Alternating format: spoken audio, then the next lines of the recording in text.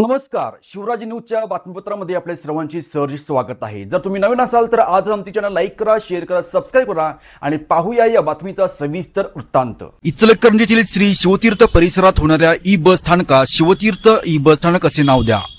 शिवसेना जिल्हा प्रमुख संजय चौगुले यांच्या नेतृत्वाखाली शिष्टमंडळाचे महापौर उदय धातोंडे यांना निवेदन।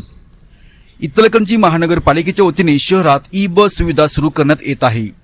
सदर ई बस स्थानक हे शहराच्या मध्यवर्ती असणाऱ्या श्री शिवतीर्थ परिसरात होत असल्याने त्यास अन्य कोणतेही नाव देणे उचित ठरणार नाही। त्यामुळे सदर बस स्थानकास श्री शिवतीर्थ असेच नामकरण करण्यात यावे अशी मागणीचे निवेदन शिवसेना उद्धव बाळासाहेब ठाकरे पक्षाच्या वतीने महापौर उदय धातोंडे यांना दिले। छत्रपती शिवाजी महाराज हे अखंड हिंदुस्थानाचे दैवत असून त्यांच्या परिसरात होत असलेल्या बस स्थानकास श्री शिवतीर्थ बस स्थानक असेच नाव द्यावे, अन्यथा शिवसेना स्टाईलने जन आंदोलन उभा करू असा इशारा यावेळी जिल्हा प्रमुख संजय चौगुले यांनी दिला। उपजिल्हा प्रमुख मल्हार लवटे, शहर प्रमुख तथा नगरसेवक शिवाजी पाटील, नगरसेवक सयाजी चव्हाण, धनाजी मोरे यांनी यावेळी मनोगत व्यक्त केले। यावेळी शिवसैनिकांची संख्या लक्षणीय होती, तर शिवसैनिकांनी महानगरपालिका परिसर घोषणांनी दणाणून सोडला होता।